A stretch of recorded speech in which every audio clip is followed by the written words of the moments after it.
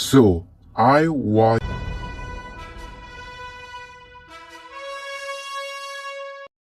season 2.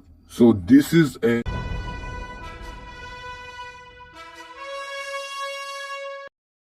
तो इससे पहले मैंने इनविजिबल सीजन 1 का मिनी रिव्यू बनाया था। अब इसका sequel invisible season 2 mini review. तो फिर मैंने सीजन 2 और मैं सिर्फ यही बोलूंगा कि आई लाइक इट। मुझे यहाँ पे बहुत कुछ अच्छा लगा, जैसे कि the story of after math, जहाँ पे ओमनी मैन 30 को तोड़ देता है, जिसके वजह से डेविड डिप्रेशन में चला जाता है, लेकिन फिर भी वो अपने सन के लिए बहुत ज्यादा सपोर्ट दिखाता है, जो कि मुझे बहुत ज्यादा अच्छा लगा। और इसी के वजह से डेविड मेरा फेवरेट कैरेक्टर है। And surprisingly I am also starting to like Rex. और जैसे मैंने अपने प्रीवियस रिव्यू में बोला था कि और मुझे इस सीजन का रेक्स इतना ज्यादा पसंद नहीं आया, मुझे इस सीजन का रेक्स अनोइंग लगा, लेकिन फिर लेटर ऑन द सीजन मैंने ये सुना है कि वो फिक्स्ड हो जाता है, जो कि मैं आगे चल के देखूंगा। And yes, he got fixed. जैसे कि यहाँ पे एक एपिसोड में जब रेक्स, सिंकिंग रे and this garbage the लेजर्ड league से फाइट करे होते हैं, जो कि बेसिकली तुम्हारा वो जो सैटरडे मॉर्निंग कार्टून का जो विलेन होता है, जो कि कोई भी सीरियसली नहीं लेता। और ये लोग इतना ज्यादा कमजोर है कि इवन टीम रॉकेट भी उसे हरा सकते हैं। लेकिन इसी की वजह से इसका कैरेक्टर डेवलप होता है, क्योंकि इसकी वजह से वो एक ड्रामेटिक एक्सपीरियंस में जाते हैं, जब दोनों उसका जो टीम का मेंबर होता है वो ब्रूटली मर जाते हैं, जहाँ पे ऑल्सो वैस का हाथ भी कट जाता है और उसके साथ गोली भी मार दिया जाता है, लेकिन फिर भी वो किसी तरह सर्वाइव कर देता है। I don't know how.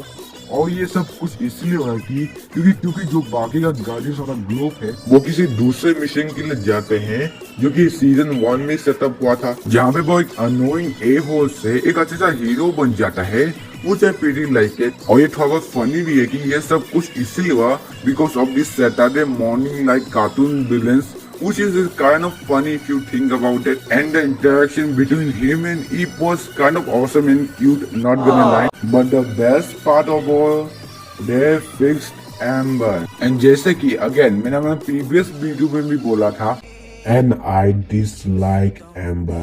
और अब ऐसा भी नहीं है कि सिर्फ मैं ही एम्बर को हेट करता हूँ, the entire invisible community hates Amber, which is actually pretty reasonable अगर तुम इस शो को देखते हो। लेकिन इन सीजन 2 उसका कैरेक्टर को फिक्स किया गया है, जब इन दिस सीजन वो मार्क के लिए और भी ज्यादा केयर करता है, क्योंकि इस सीजन का एक आर्क है जिसका मैं नाम लूंगा mark and amber relationship arc, जहाँ पे एट द एंड उन दोनों को ये रियलाइज होता है कि वो कभी भी एक साथ नहीं रह सकते और मार्क का बेस्ट ऑप्शन ईव है। एंड स्पीकिंग ऑफ ईव, मुझे अगर ईव का कैरेक्टर बहुत ही ज्यादा अच्छा लगा in this season, but I really want Eve's father to be dead।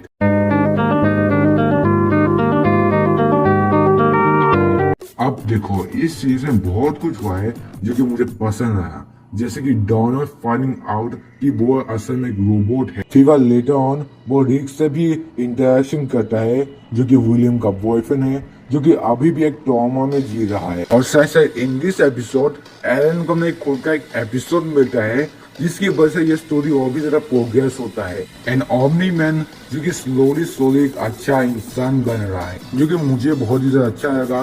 और इस सीजन में और भी बहुत कुछ हुआ है, जैसे कि the relationship of robots slash Ruby and the monster girl, जो कि मैं सच बोलता हूँ मुझे पता नहीं मैं इसके बारे में क्या कहूँ। And the relationship of immortal and Duplicator.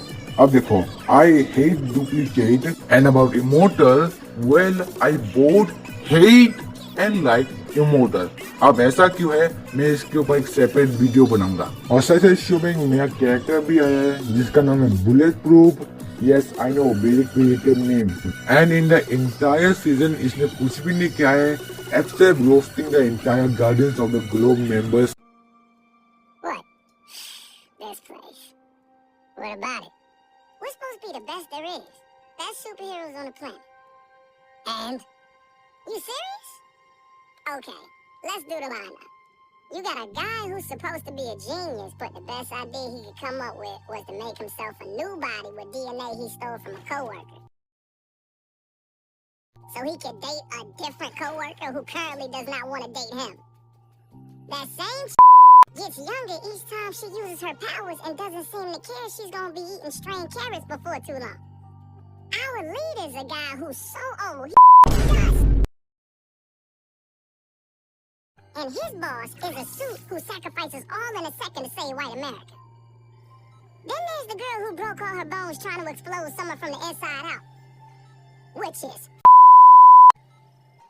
the pyromaniac who's going through some heavy person. He traded half his brain for a bullet. And finally, whatever the hell Shake Smith is. But anyway, now let's talk about the main villain of this season. Hagstrom!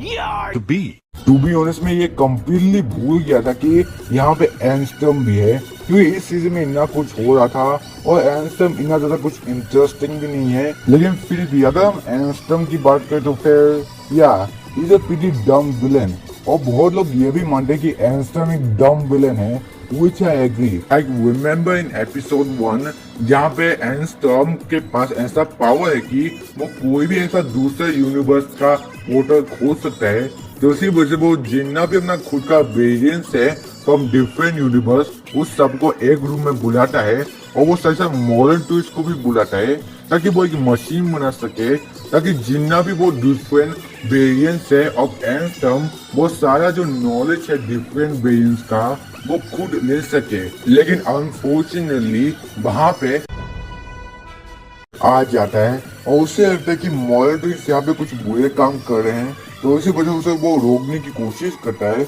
लेकिन तभी modern twist almost मारने वाले थे, लेकिन तभी एंस्टॉर्म अपना helmet खोल देता है कि वो नहीं चाहता कि जो उसका जो प्रोजेक्ट है वहाँ पे कोई मरे।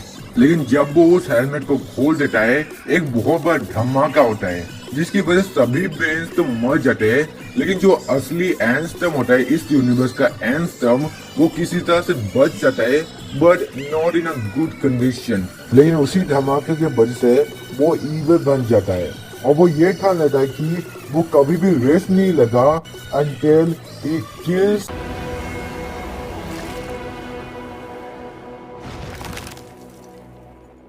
Now the problem comes with his plan, the original plan, जो कि था कि वो सभी वेरिएंट्स को कलेक्ट करेगा फ्रॉम डिफरेंट यूनिवर्स, ताकि मॉडर्न ट्विंस एक मशीन बनाए, ताकि जितना भी उन डिफरेंट वेरिएंट्स का नॉलेज है वो सभी वो खुद कर लेगा, which is like there is even as simple as an easiest way to do it। और ये सुनने में क्रेजी लगेगा, लेकिन you could take notes।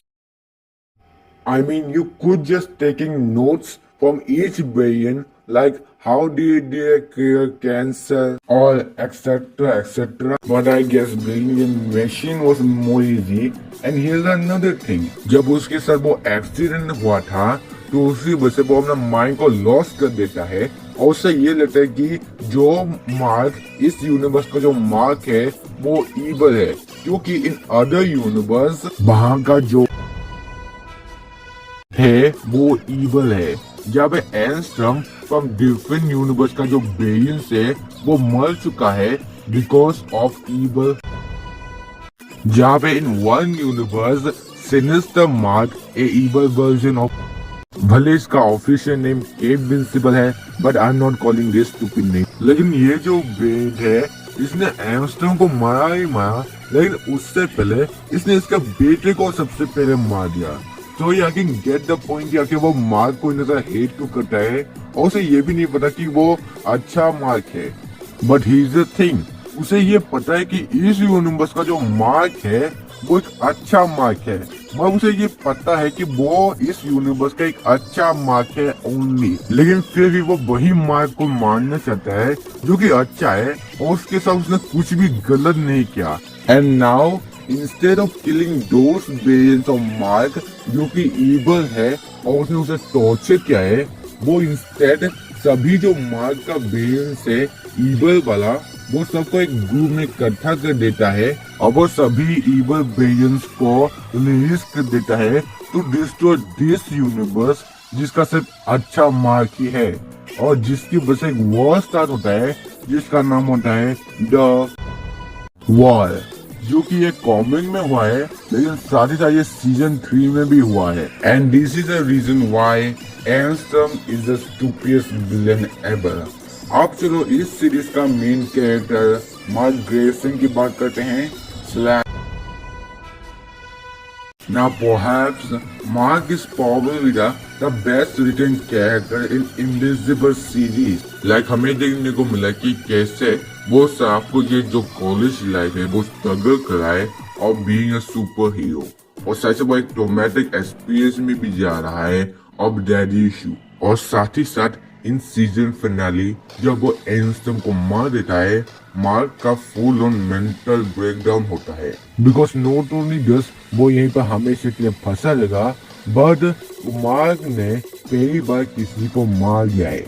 और जो का मार्क एक रूल है कि वो किसी को नहीं मार सकता, और ये उसका फर्स्ट टाइम है जब उसने किसी को बहुत ब्रूटली मार दिया है। और मार्क को इस बात का भी डर है कि अगर वो ऐसा काम करेगा तो वो अपना बाप ओमनी मैन की तरह बन जाएगा। ऑल्सो फन फैक्ट, लेकिन यहाँ पे एक सीजन 2 का पोस्टर है, जब पे अगर तुम ठीक से देखोगे तो वो मार्क के चेहरे में जो ये शैडो आ रहा है, वहाँ पे ये जो मुंह का साइड है, वहाँ पे ये जो शैडो है वो मार्क का एक मुस्टैच की तरह बनाया है, जो कि फोरशेडोइंग है कि वो एंस्टम को ओमनी मैन स्टाइल की तरह से मारेगा, जो कि मुझे अच्छा लगा। और ऐसा मार्क मेरा फेवरेट कैरेक्टर भी है। और ये तो सभी चीजें जो कि मुझे यहाँ पे पसंद आया। अब चलो उस चीजों को बात करते हैं जो कि मुझे अच्छा नहीं लगा, और वो है कि इस सीजन का जो एनिमेशन है वो Make them hide! Make them hide! Make them hide! Make them hide! Make them hide! Make them hide! You're not listening! You're not listening! My name is Shapesmith. My name is Shapesmith. Okay, so this is a season where the animation gets a little bit downgrade, and yes, the animation is bad. और मैंने भी ये चीज notice किया है, but the animation isn't that bad. आप देखो तो पता होगा कि इनविजिबल एक बहुत ही बड़ा वायलेंट एंड गोर एनिमेटेड शो है, जहाँ भर भर के खून खराबा है। और वो जो गोर एंड ब्लड वाला एनिमेशन सीन होता है वो बहुत ही ज्यादा वेल मेड होता है, and the visuals are also pretty good. और मेरा कहने का मतलब ये है कि the animation sometime goes downgrade and sometime it goes upgrade। और जो हमारा अदर प्रॉब्लम है of this show is the episode number, क्योंकि इस सीजन का एपिसोड नंबर है 8 एपिसोड, जो कि सीजन 1 का भी था, और जो सीजन 3 है उसका भी सिर्फ 8 ही एपिसोड है। Also did you know in season 2 episode 5, जहाँ पे तुमने ये सीन तो देखा ही होगा, जो कि बेसिकली एक जोक है which is actually pretty funny। Behold! The might of Omnipotus! Tremble before my unlimited power! Where is Omnipotus? Where is he? But in the comic, things were different। जहाँ पे Omnipotus एक war ending threat था, जहाँ पे black Samson भी एक useful character था। क्योंकि अगर तुम शो में ठीक से देखोगे तो फिर ब्लैक सैमसन एक यूजलेस कैरेक्टर है, because half of the time वो कुछ करता ही नहीं है, और हमें ठीक से भी नहीं पता कि आखिर उसका पावर्स क्या है। और साथ साथ इसका जो ये न्यू कॉस्ट्यूम है ये बहुत ही ज्यादा अगली है। The old one is better. But anyway on to the story, तो वो कॉमिक में ये होता है कि ये जो बीइंग है जिसका नाम होता है ओमनिपोटेंस, वो धरती में आता है, और ये एक फॉर्म एक डिफरेंट डायमेंशन से है, एंड ऑब्वियसली ये धरती में इसलिए आया है because to conquer the earth. और जब ये धरती पे आता है तो वे शिशु को ये पता चलता है कि ये कितना बड़ा खतरा है टू अर्थ। तो वे इसी वजह से वो दुनिया का जितना भी सुपर हीरो है वो सभी को एक साथ भेज देता है, even tag jacket, to defeat this being. लेकिन मार्क नहीं होता क्योंकि वो तभी प्लेनेट टेरेस्ट्रा में होता है, और ये इतना ज्यादा पावरफुल था कि कोई भी हीरो से मार नहीं सकता था। The only way to defeat him was to send him to his original dimension। जहाँ पे टैग जाके तो वो पोर्टल तो बना देता है, लेकिन प्रॉब्लम यही आ रहा था कि ओमनिपोटेंस उस पोर्टल के अंदर जा ही नहीं रहा था। लेकिन तभी ब्लैक सैमसन आ जाता है with his powers और वो डायरेक्टली ऑमनिफिसिस को उस पोर्टल के अंदर घुसा देता है। अब ये तो था कॉमिक्स का कहानी, बट इन द शो जो ऑमनिफिसिस और वो हीरो का फाइट था वो सभी ऑफ स्क्रीन हो गया। मुझे इस काइंड ऑफ सैड, क्योंकि इससे वजह ब्लैक सैंसा एक यूजफुल कैरेक्टर भी होता और इस शो में थोड़ा बहुत और एपिसोड्स भी आते। Because no seriously we need more episodes because the invisible fandom is going crazy. They will call me Zhao the Conqueror, Zhao the Moonslayer, Zhao the Invincible. Caesar! Where is Omni-Man? Where is he? Caesar! Are you sure? Where is Omni-Man? Where is he? Where is Omni-Man? Where is he? बस इसका मतलब ये नहीं है कि मैं इस season को हेट करता हूँ, ये बस थोड़ा बहुत एक प्रॉब्लम है जो कि मैंने अभी बता दिया। But overall 7 out of 10. This season is also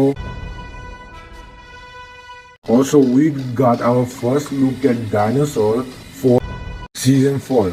और जिन लोगों को नहीं पता कि आखिर डायनासोर कौन है, तो फिर इन द कॉमिक्स डायनासोर एक मेजर एंटागनिस्ट है इन, और जो कुछ लोग है वो डायनासोर का डिजाइन लेके कुछ इतना खास सेटिस्फाइड नहीं है। लेकिन अगर मैं खुद के ओपिनियन से बोलूं तो फिर सुनो गाइस, मैंने कॉमिक्स को इतना ज्यादा नहीं देखा है, लेकिन मैं यही बोल सकता हूँ कि जब मैंने इस डिजाइन को पहली बार देखा तो मुझे यहाँ पे कुछ और सा लगा, और मैंने सिर्फ डायनासोर का फोटोज देखा है फ्रॉम कॉमिक। और हम इस दोनों को कंपेयर करेंगे साइड बाय साइड तो तुम देख ही सकते हो कि शो वाला जो डायनासोर है उसमें इतना ज्यादा कुछ ऐसा डिटेलिंग नहीं है कंपेयर टू द कॉमिक, जिसकी वजह से कुछ लोग इसके बजट के बारे में मजाक उड़ा रहे हैं और कुछ तो ये भी बोल रहे this is Barney but red.